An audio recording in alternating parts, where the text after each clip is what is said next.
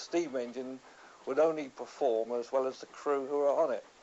And if you had a driver or a fireman who was prepared to put the effort into the job, then that engine wouldn't perform. I mean, it all started with a heap of coal and a shovel.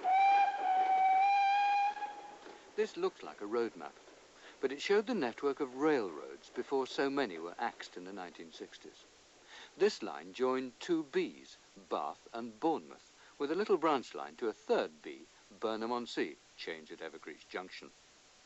The independent Somerset and Dorset Joint Railway was important because it connected the industrial Midlands and the northwest with the south coast. But it always felt like a local family enterprise, and in that intimate atmosphere lay the seeds of its own destruction. Some unkindly called the S&D the slow and dirty.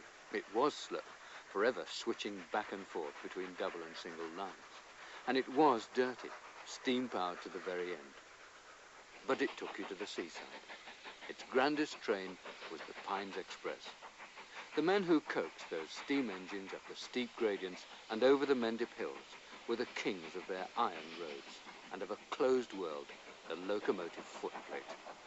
This film is about two of them, and it's also, therefore, about all of them. Their locomotives may have appeared dumb iron monsters, but to the railwaymen they were living creatures, and in the hands of an expert driver like Donald Beale, a bulldog could become a greyhound. Teamed up with his young fireman Peter Smith and a good locomotive, he was the master of his craft. You had your faith in the engine. I often spoke to them when I was going along, you know. I know the old girl would do it. She'd do it.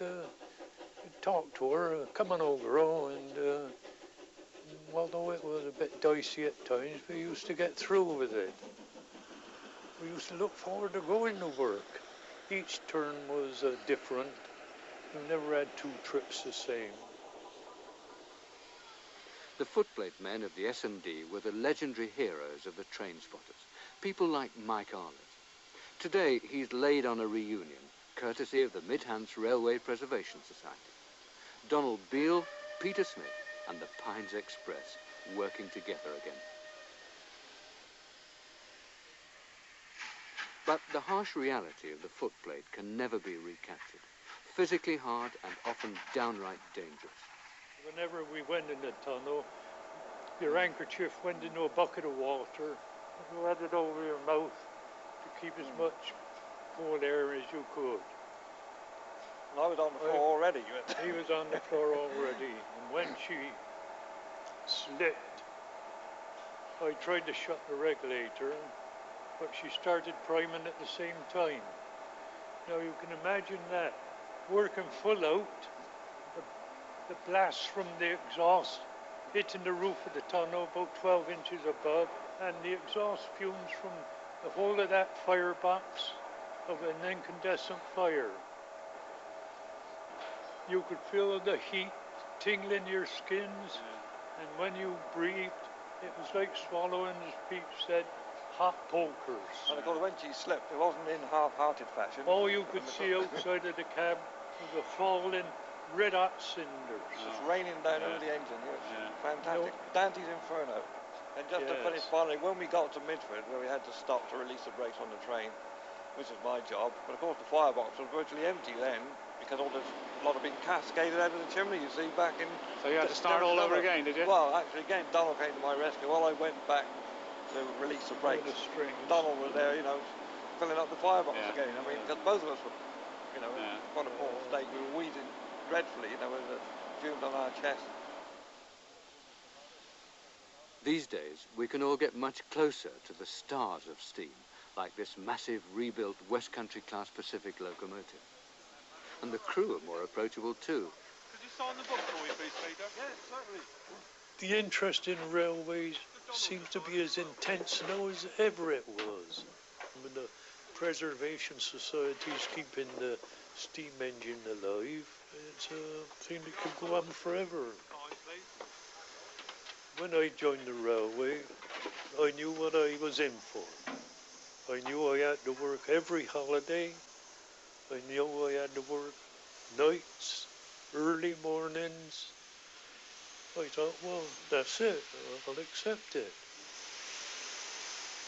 So I started August Bank Holiday 1919.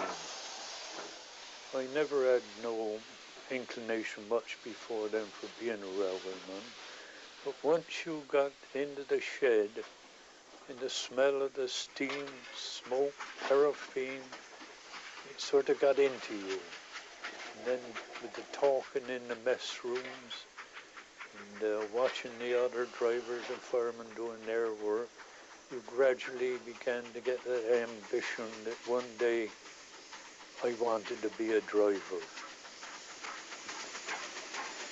When you were running along, you knew you were in charge of the whole job. And if you had a good fireman, like I was fortunate to have with Peter in later years, it was a pleasure to come to work.